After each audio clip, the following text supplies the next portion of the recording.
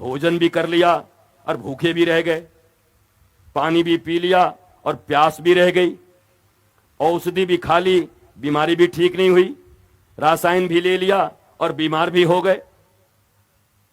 तो कहीं तो कोई बात होगी ना, कोई पॉइंट होगा ना। अगर इतने रिसर्च कर रहे हो 21वीं शताब्दी में, छोटी छोटी चीजों पर, जीनोम पे कर रहे हो, तो ये साधारण मोटा मोटी जो गांव के आदमी को भी समझ में आता, वो रिसर्च क्यों नहीं कर रहे हो?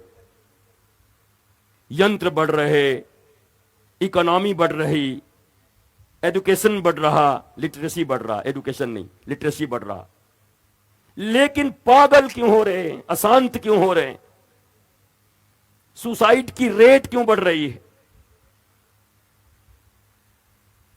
अब ये प्रश्न आपसे कोई करता भी नहीं, आप जवाब भी नहीं देते। ये जो छोटे छोटे बच्चे तुम्हारे सामने बैठे हैं ना, आज छोटे छोटे हैं, कल ये सब टेंशन में जाने वाले हैं। यही बोले हमको डिप्रेशन हो गया, हमारा इलाज करवा दो। तो फिर आपसे ही तो प्रश्न पूछा जाएगा ना कि आप मां होकर, पिता होकर, दादा दादी होकर अपने बच्चों को टेंशन में कैसे डाले? तो हमारे ऊपर नाराज मत हो, जो सत्य है वो कह रहा हूं, सुधर जाओ, संभल जाओ। ये बच्चों को केवल डॉक्टर बनो, इंजीनियर बनो, नौकरी करो, बिजनेस करो, केवल इतना मत सिखाओ। उनको संस्कार देते हुए ये विद्या दो, मना नहीं कर रहा हूं, पर पहले संस्कार दो। और जिनकी कथा सुनने बैठे हो, उनके जीवन में इतने डिप्रेशन के क्षण आए हनुमान जी के। वाल्मीकि रामायण में लिखा है ब्रिजभूषण बाबू कि जब गए हनुमान जी और ढूंढा जानकी जी को, नहीं मिली, चारों तरफ देख रहे हैं ये वो, तो एक बार तो हनुमान जी के मन में आ गया कि जो शरीर राम जी के काम में नहीं लगा, अब इस शरीर को नष्ट कर देते हैं समुद्र में डुबाकर। ऐसी भावना हनुमान जी के भीतर आ गई। इतने विराट, क्या सचमुच आया होगा? पर वो लीला ही करके हमें बता रहे हैं कि महावीर विक्रम बजरंगी के भी जीवन में ऐसे क्षण आ सकते हैं जब लगता है कि शांति की खोज में आए हैं। सीता जी कौन है? भक्ति। सीता जी कौन है? शांति। जब शांति और भक्ति ने परमात्मा का साथ छोड़कर सोने की तरफ ध्यान दिया, गोल्ड, इकोनॉमी, परमात्मा सामने खड़ा है और शांति क्या ढूंढ रही? सोना।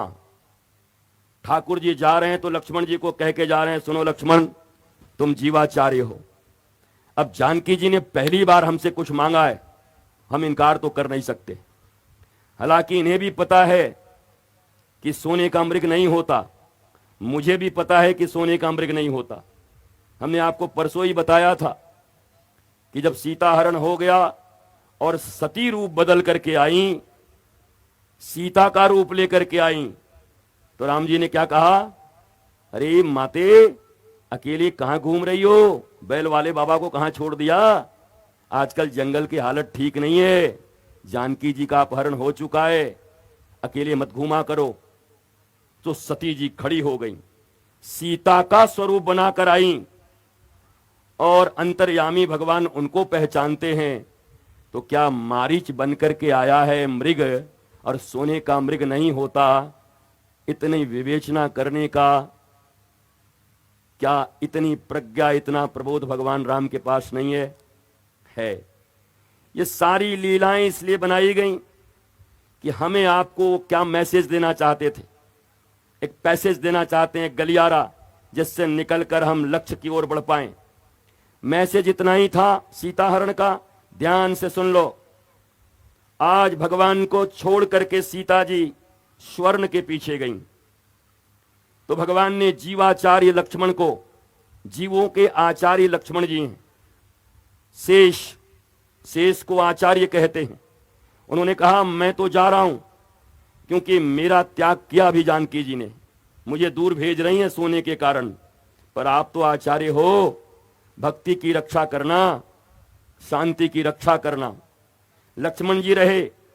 वाल्मीकि रामायण में लिखा हुआ स्पष्ट रूप से, वाल्मीकि जी लिखते हैं, माता जानकी जी वो भी तो लीला ही कर रही हैं, प्रभु लीला कर रहे हैं। इनके लीला को देख करके ये मत पूछो कि ऐसा क्यों किया वैसा क्यों किया, हम लोगों के लिए किया। और हम इतने मूर्ख हैं कि पूछते हैं छोड़ कैसे दिया राम जी ने, कैसे जानकी जी का त्याग कर दिया, जानकी जी कैसे सोने के पीछे चल गईं। ये बस मैसेज दे रही हैं कि मैं जगदम्बा हूं, मेरे पति भगवान श्री राम साक्षात परमात्मा हैं, पर मेरी भी दृष्टि जब इनको छोड़ करके स्वर्ण की तरफ गई, केवल इकोनॉमी की तरफ गई, बाप बड़ा ना भैया सबसे बड़ा रुपया की तरफ गई, तो मैं तो गई, पर जीवाचार्य लक्ष्मण जी को शांति और भक्ति की रक्षा के लिए छोड़ गए। पर जानकी जी ने ऐसे कठोर शब्द बोले, वाल्मीकि रामायण का वो सर्ग साधारण व्यक्ति को पढ़ना भी नहीं चाहिए। इतनी कठोर भाषा बोली लखनलाल जी को, जीवाचार्य को। लखनलाल जी आंखों में अश्रु लेकर चले गए। ठीक है, कहा उन्होंने, आप तो स्वयं जगदम्बा हो, आप तो जानते हो परमात्मा है, उनको कौन मार सकता है। वहां वही दुष्ट चिल्ला रहा है, वो भैया की आवाज बना के बोल रहा है। पर जानकी जी ने बहुत कठोर शब्द बोले, अच्छा तुम जाना नहीं चाहते, अपने भाई को बचाना नहीं चाहते, सेवा तो बहुत कर रहे थे। तो लक्ष्मण जी प्रणाम करके चले गए। यद्यपि वाल्मीकि रामायण में कहीं भी लक्ष्मण रेखा का वर्णन नहीं है, गोस्वामी तुलसीदास जी ने लक्ष्मण रेखा का वर्णन किया है, वाल्मीकि में नहीं है। चले गए जीवाचार्य। मैंने अभी अभी आपको कहा था कि जीव जब तक गुरु और गोविंद के किनारे में रहता है, और गोविंद भी कौन, गुरु के दर्शाए हुए गोविंद। तुम तो गोविंद ऐसा बना लोगे, कैसा, जब रावण आया वेश बनाकर, जनक नंदनी जानकी, जहां मैंने अभी कहा जहां पिपलायन बैठे आविर्होत्र बैठते, जहां अष्टावक्र गार्गी और सांडिल्य जैसे महान ऋषि बैठते हैं, जहां आत्मिक मीमांसा चलती हो, वहां धन व्यापार की बातें नहीं चलती। जनक के राज्य में, उस नगर में, उस पिता के यहां पली हुई जानकी जो आत्म मीमांसा की विद्या पढ़कर आई हैं, और जब रावण आया और आकर के सामवेद कि ऐसे सुर गाए, ऐसी श्रुतियां छंद लगा करके गाई कि जानकी जी के विषय में लिखा हुआ है कि जानकी जी ने कहा ये कौन है, ये कौन महात्मा है, ये तो आर्य पुत्र से भी अच्छा गा रहे हैं, इतना अच्छा वेदों का उच्चारण कौन कर सकता है।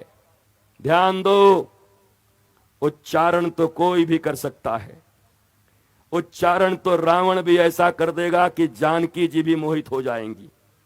जानकी जी को लगा कि इस भारत वर्ष में, इस भूमंडल में वेदों की ऋचाओं को इस तरीके से विधियों से इतने स्वर से पढ़ने वाला ये कौन महापुरुष आ गए।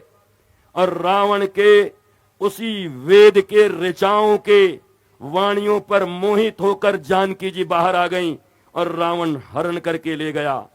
आज जानकी जी जो शांति और भक्ति की स्वरूप हैं, तुम्हारे भीतर की शांति का अपहरण भी ऐसे मोह और अहंकार रूपी और बहुरूपीय रावण करके ले गए हैं। आज तुम्हारे हृदयों में शांति नहीं है, भक्ति नहीं है। दुनिया का हर आदमी इतना ही कहता है, धन है, दौलत है, सब है महाराज जी, बस घर में शांति नहीं है, शांति करा दीजिए।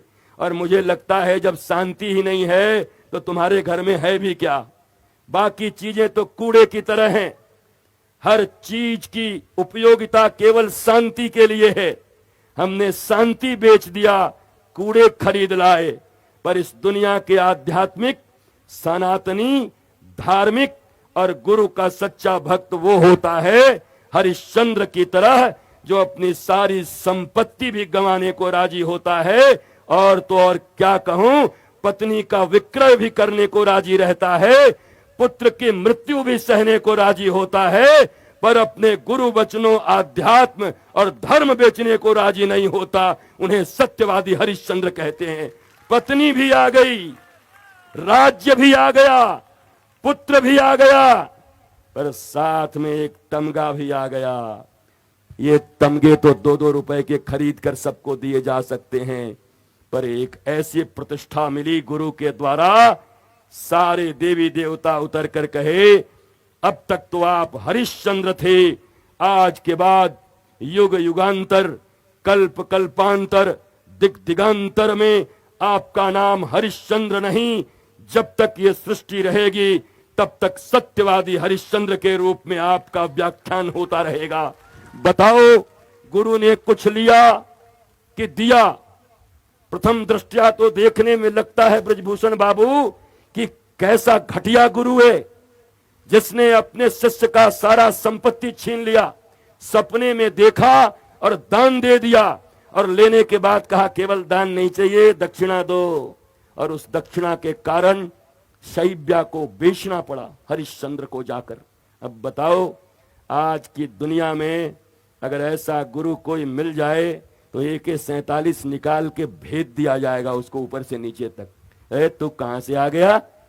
तू आ गया, बहुत बड़ा गुरु घंटाल बन रहा है, पर राम के पूर्वज हैं वो, और पूर्वज आकर गुरु पर इतनी आस्था रखते हैं कि हां, अब दक्षिणा मुझे देनी है। तो दक्षिणा कहां से देनी है? बोला, दक्षिणा तुम्हें जहां से लाना हो लाओ।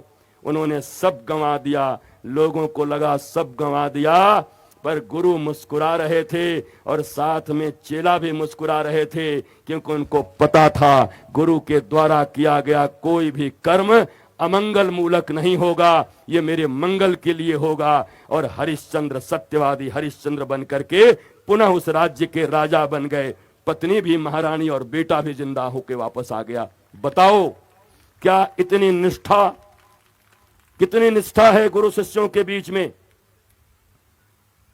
केवल शिष्य ही गुरु नहीं खोजता। सत्य कहता हूं, हनुमान जी की सौगंध शपथ लेकर, एक सच्चा गुरु पूरे भारत नहीं, पूरी दुनिया और पृथ्वी पर दर दर वो भी भटकता है, रुपए के लिए नहीं, धन के लिए नहीं, प्रतिष्ठा के लिए नहीं, कोई एक कभी मिल जाए हरिश्चंद्र की तरह, ताकि वो इस पूरे विश्व का मंगल कर सके और गुरु अपनी सारी संपदा उसको दे के जा सके।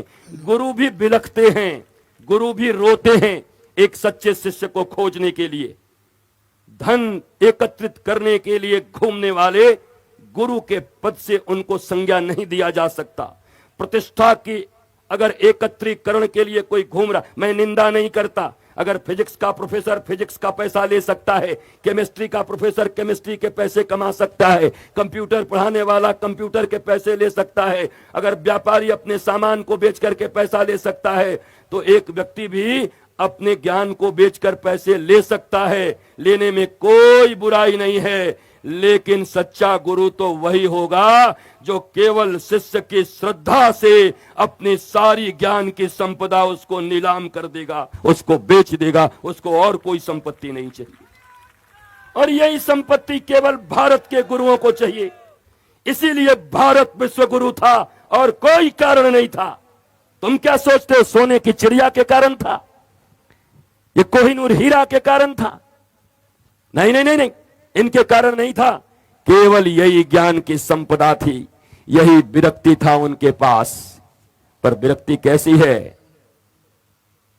कभी रहते महलों बीचा, कभी नदिया के तीरे जी, वाह वाह रे मौज फकीरा दी।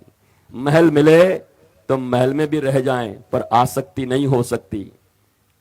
फिर नदिया के तीर मिले तो शिकायत नहीं रहती कि कहां नदी का तीर दे दिया, बताओ जंगल में मुझे रख रहे हो। न नदियों से शिकायत है और न महलों से आसक्ति है। अगर इतना कोई ज्ञानी गुरु अपने शिष्य को ज्ञान देकर पैदा किया हो, तब मैं कहूंगा इस व्यासपीठ पर बैठने का अधिकार ऐसे ही गुरुओं को है, और इन्हीं गुरुओं से भारत विश्व गुरु बनेगा, इसके बिना नहीं होगा। अरे मेरे चरित्र में भी किसी दिन दाग देख लेना, छेद देख लेना, तो ऐसे ही बैठना मत घरों में, सीधे आ जाना, क्यों बाबा तू तो बहुत बोलता था। ये धन और वो प्रतिष्ठा अब कहां से माल एकत्रित कर रहा है, मैं तुम्हें बता के जा रहा हूं। रामपुर में 3 वर्ष के बाद फिर से इस कथा में, इस संसार में अभिमान अहंकार नहीं, क्योंकि मन पर भरोसा नहीं। आज क्या हूं कल कहां गिरूंगा कुछ पता नहीं, पर आज अपने गुरु की प्रज्ञा से बोल रहा हूं, जीवन के अंतिम सांस तक मां भारती की ऐसे ही सेवा करूंगा, सनातन की सेवा करूंगा, पर पैसे से, सत्ता से और पावर से खरीद के कोई मुझे द्रोणाचार्य नहीं बना सकता। मैं सत्ता अगर सही है, सत्ता अगर राम की है तो चरणों में रहेंगे। प्रभु राम अगर राजा हो तो कौन संत होगा जो प्रभु राम के चरणों में न रहें। पर अगर सत्ता रावण की हो और सोने के लोभ में जो जाकर के चिरौरी करें, वो भारत का गुरु नहीं हो सकता, वो संत नहीं हो सकता। सदा धर्म के पक्ष में खड़ा होना। और गुरु अगर इस बात की, अगर संत इस बात को अपने हृदय में लेकर बैठ गए तो इतनी ही जिम्मेवारी उनके पास है, इसके बाद की जिम्मेवारी उनकी नहीं। इतना जिम्मेवारी संतों का है और बाकी की जिम्मेवारी आपकी है। कल भी कहा था और आज कहकर विश्राम देता हूं, स्कूल सरकारी है, अस्पताल सरकारी है, पंचायत भवन सरकारी है, पर क्या बच्चे भी सरकारी हैं? बच्चे किसके हैं? बोलो। तो सरकारी बच्चों की तरह क्यों लालन पालन कर रहे हो? वो तुम्हारे हैं जिगर के टुकड़े, भारत के हैं वो, प्रभु राम की संतानें हैं ये, छत्रपति शिवाजी और महाराणा प्रताप की संतानें हैं ये। और आज यहां से बोल देता हूं, राणा सांगा की संतानें हैं ये। विकृत इतिहासों को नहीं मानते हम। गुलाम बना के रखा और विकृत इतिहास लिख करके बदनाम करते हो। हमें अपने अधीन रख करके हमारे पूर्वजों, हमारे श्रेष्ठ वीरों और उन महापुरुषों को नकली इतिहास, रोमिला थापर के इतिहास से तुम बदनाम करोगे। खंडहर बता रहा है इमारत बुलंद रही होगी। महाराणा प्रताप की वंशज और रघुकुल के वंशजों के आन बान शान और भारत के प्रति और सनातन के प्रति प्रेम ये बता रहा है कि राणा सांगा कैसे रहे होंगे। हम तुम्हारी बात मानने वाले नहीं है, कभी नहीं मानेंगे। और ये सब बात बोलने में दबना भी नहीं चाहिए। महाराज जी व्यासपीठ से राजनीति की बातें, राजनीति अगर नहीं सुधरी, राजनीति में धर्म का समावेश नहीं हुआ तो कुछ ही दिन के बाद गड़ जाओगे इसी भारत में, आखिरी किल गाड़ दिए जाएंगे। अरे राजनीति भी मनुष्यों के लिए है और धर्म भी मनुष्यों के लिए है। राजनीति में अगर विकृति आई तब भी तुम बर्बाद होगे, और धर्म पीठ में अगर विकृति आई तब भी तुम बर्बाद होगे।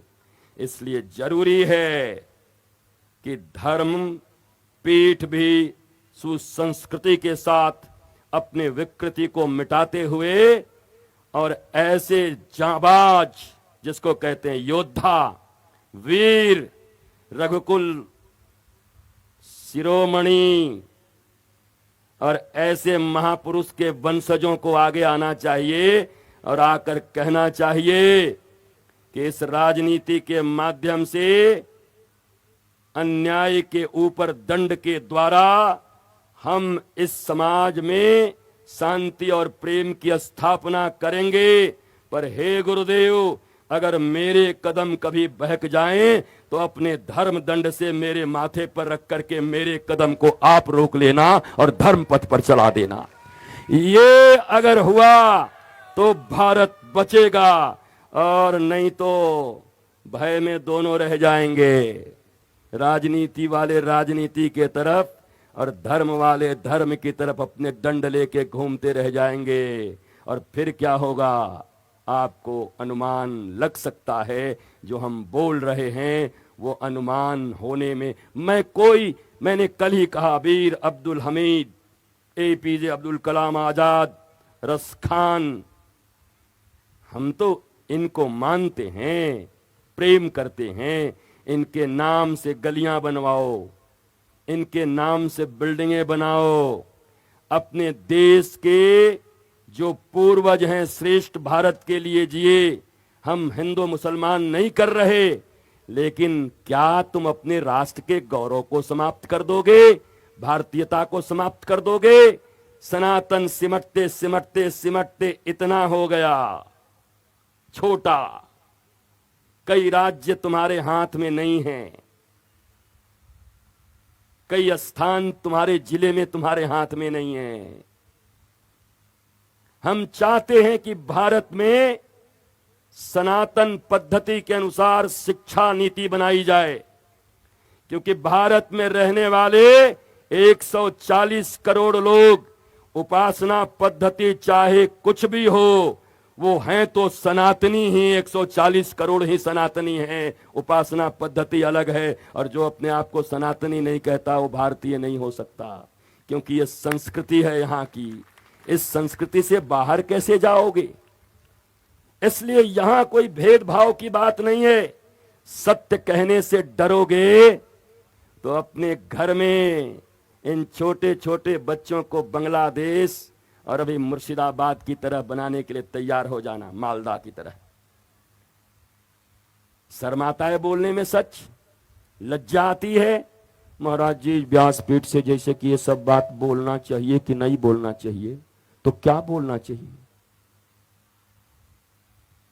भगवान राम के जीवन में, दशरथ जी के जीवन में कोई भी क्षण आता है तो क्या वशिष्ठ जी उससे दूर रहते हैं? कुलगुरु दूर रहते हैं?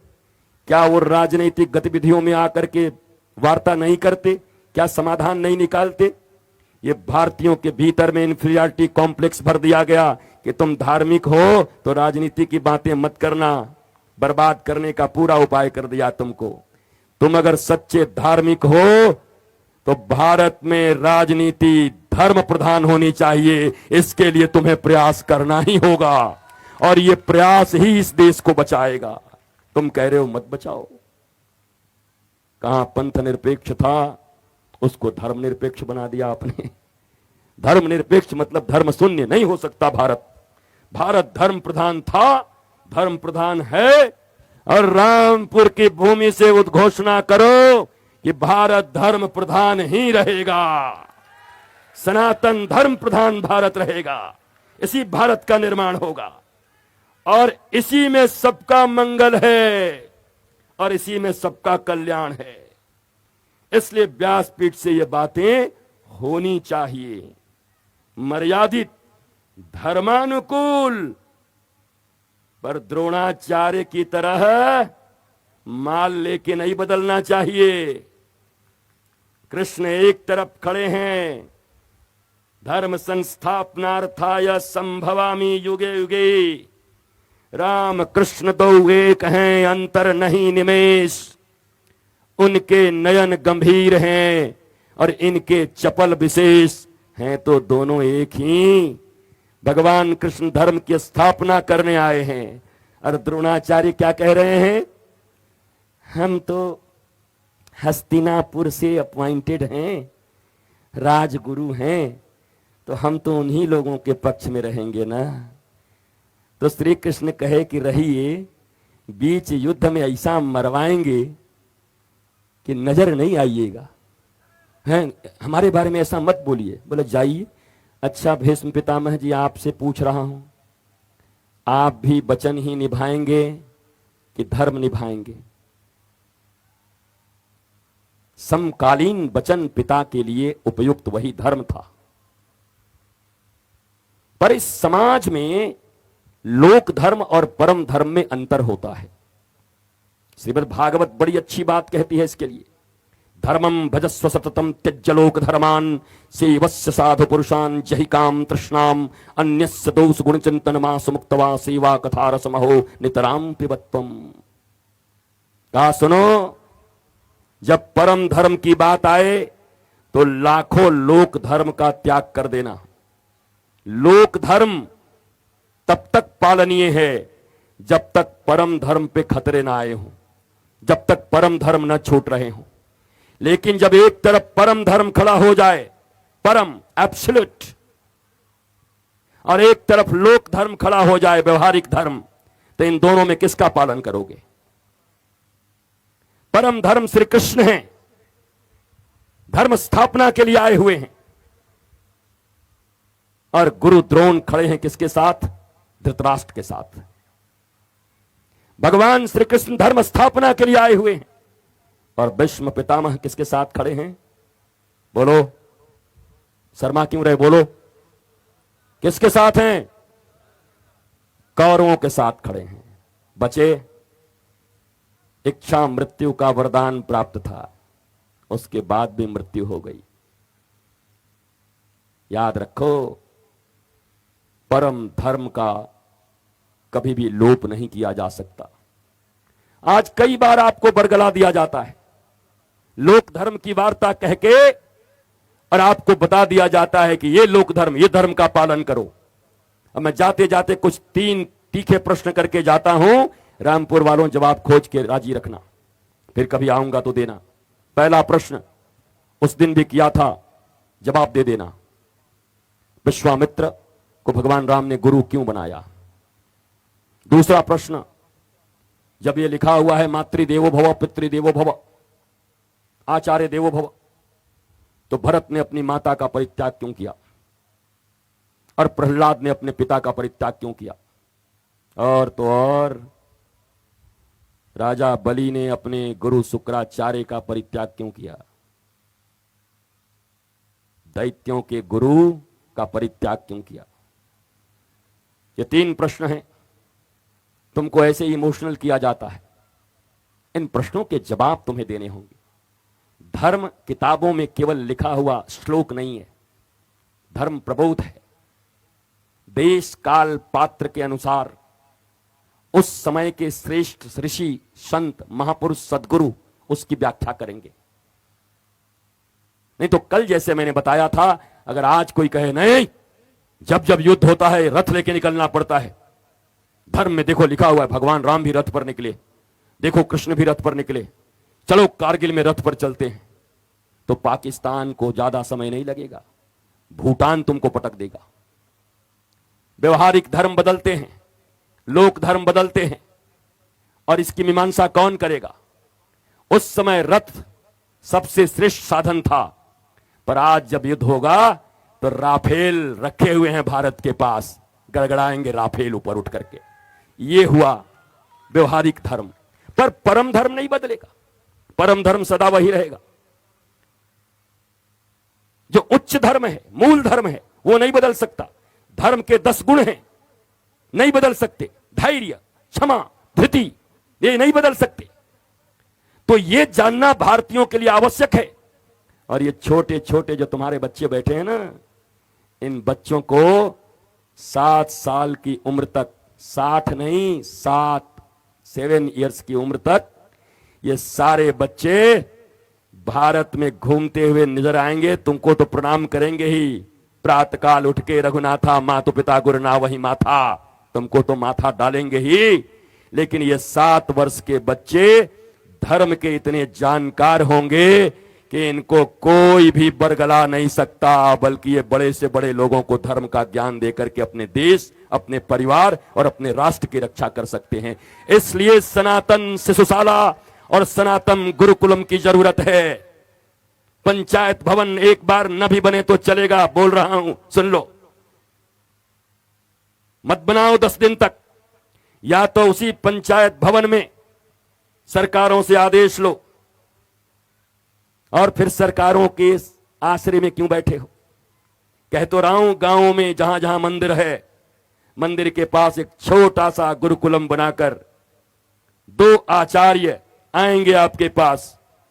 और मैंने तो कह ही दिया है, पूरे भारत को आचार्य देने की जिम्मेवारी मेरी है, मैं पहुंचाऊंगा आपके पास। कोई चंदा नहीं चाहिए। और वो सनातन संस्कृति की बातें आपके बच्चों को, जब 1 महीने के बाद आपका बच्चा घर में आकर सुबह सुबह उठकर के दंडवत होकर मां को प्रणाम करेगा, फिर दंडवत होकर पिताजी को प्रणाम करेगा, जरा सोचो तुम्हारे भाव कैसे होंगे। इस दुनिया में लोग बहका रहे हैं तुम्हारे बच्चों को। तुम कहते हो ना बहक गया, दोस्तों ने बहका दिया। अरे 7 साल की आयु में जिन्हें परम धर्म का ज्ञान दे दिया जाएगा, मदालसा ने जैसे अपने बेटे अलर्क को दे दिया था, तो तुम कह रहे हो इनको बहकाने के लिए इस दुनिया में जब ध्रुव जा रहे थे भगवान का दर्शन करने के लिए, तो नारद जी आए और नारद जी ने विभिन्न विकट सिंह इत्यादि को प्रकट किया, भागो भागो शेर आ गया, और खुद कह के चले गए पेड़ पर। तो ध्रुव ने कहा, महाराज आप तो गुरु जी हैं ना, हम तो सोचे आप दीक्षा दोगे। सुन लो मेरे गुरुदेव, भावी गुरुदेव, अभी गुरु बनाया नहीं था, लेकिन भगवान ने भेजा था नारद जी को, जाओ निगुरा है, पहले दीक्षा दे दो तब तो हम मिलेंगे।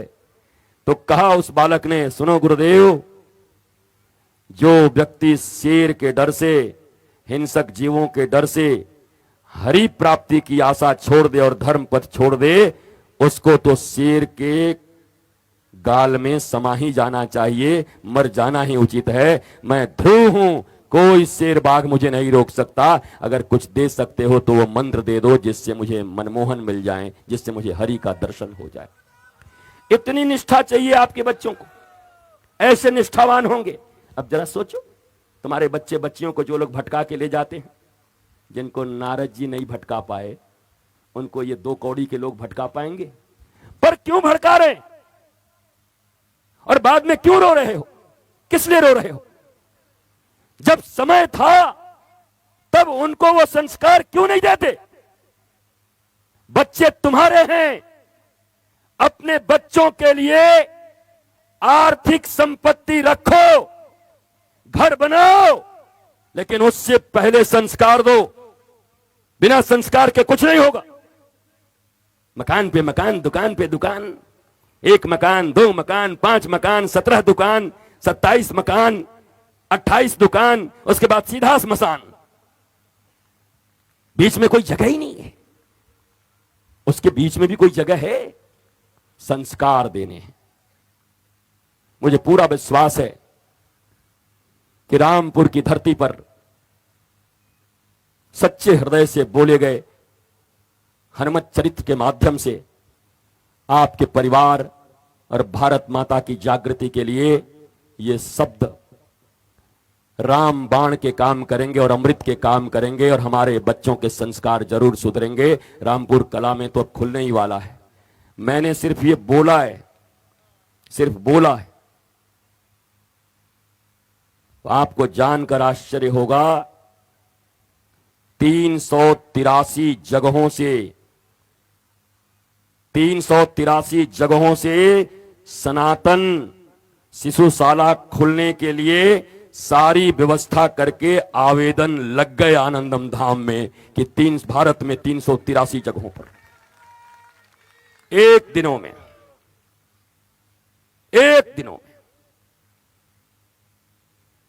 हर व्यक्ति चाहता है, बस वो उलझ जाता है। जब हम लोग बिगड़ जाते हैं तभी उलझता है वो। अब हम तुमको अगर उलझा दें कि अभी वो जरूरी नहीं है, पहले हमारा आश्रमवा बनवावा, पट्टी चलवा के, तब तुम बिगड़ जाओगे। अरे जरा सोचो, जिन महात्माओं ने अपने घर त्याग दिए, परिवार छोड़ा, उन्हें इतनी संपत्ति की जरूरत क्या है? आपको पता है, आज मेरे लोगों के पास, धनंजय बाबू, वस्त्र नहीं था पहनने को। सच बोलता हूं, जो वस्त्र मैं पहनता हूं, एक मैया साड़ी दे गई थी तो आज मैं साड़ी पहन के आ गया हूं कथा करने के लिए। वस्त्र से साधु कब? वस्त्र से व्यक्तित्व कब? ज्ञान बताएगा, ईमान बताएगा और बोध बताएगा कि साधु कौन। और ऐसे ही आत्मिक ज्ञान होने के बाद लिंग भेद नहीं होता। स्त्रीलिंग और पुल्लिंग जब तक देह भाव में है तब तक हैं। जो आत्म भाव में आया उसके लिए तो जब कण कण में भगवान है तो सब में ईश्वर का दर्शन नहीं करता होगा। आशीष, तुम्हारी बदनामी नहीं है, तुम मत बोलो कि कपड़ा नहीं दिए। हमारे लायक वस्त्र नहीं था हम जो पहनते हैं। तो इतनी सुंदर हमको मैया ने कोई दिया होगा, तो अब तो देखो कितना बढ़िया चुंदरी है ये, इससे बढ़िया क्या हो सकता है। और हमने सुना था कि हनुमान जी ने माता सीता के माथे पर वो सिंदूर देख के कहा ये माता जी ये क्यों लगाई हो? बोला ये सुहाग है और रघुपति अजस्र काल तक, अनंत काल तक आनंदित रहें, संजीवित रहें, इसके लिए हम सिंदूर लगाती हैं। तो हनुमान जी ने पूछा बस इतना सा पूछा था। और हनुमान जी गए और क्या किया उन्होंने? कहा कि अगर इससे हमारे रघुनाथ चिरंजीवी रहेंगे, इससे रघुनाथ प्रसन्न रहेंगे और सदा लोगों की ऊपर कृपा करने के लिए अपने वरद हस्त को रखे रहेंगे, तो हनुमान जी गए, पहले तो तेल लपेटा और पूरे शरीर में सिंदूर लपेट लिया, और वो भी लाल देह लाली लसय था। आज रामपुर में हनुमत कथा का विश्राम दिवस था, तो हम भी लाल देह लाली लसय होकर के इसी वस्त्र से आ गए। कुछ तो हनुमान जी का असर चढ़े, हमारे रघुनाथ के प्रति हमारी ये भावना है, कृतज्ञता है। स्वस्थ रहिए, मस्त रहिए, आनंदित रहिए, आह्लादित रहिए। इतनी बातें काफी हैं, बाकी अब करना है। सुनने के लिए और भी समय मिलेंगे, पर करने के लिए राजी रहिए। चलते चलते फिर से श्री गुरु चरण सरोज रज, निज मन मुकुर सुधार। जय जय जय हनुमान गुसाई, कृपा करहूं मम्मी की नाई, पापा की नाई, मंत्री जी की नाई, डीएम साहिब की नाई। किसके नाई? अरे हम थोड़े लिखे, गोस्वामी जी लिखे, बोलो ना जोर से। लग रहा है हमने एडिट कर दिया। नाई मतलब क्या होता? कह रहे जय जय जय हनुमान गुसाई, कृपा करो। हनुमान जी ने कहा तैयार हैं, बोलो कैसी कृपा करें? मां की तरह? बोला नहीं चलेगा। पिता की तरह? नहीं चलेगा। रिश्तेदार की तरह? नहीं चलेगा। राजा की तरह? नहीं चलेगा। मंत्री की तरह? नहीं चलेगा। तो कहा चलो राम जी की तरह। बोला नहीं चलेगा। हनुमान जी ने कहा एक गदा मारेंगे।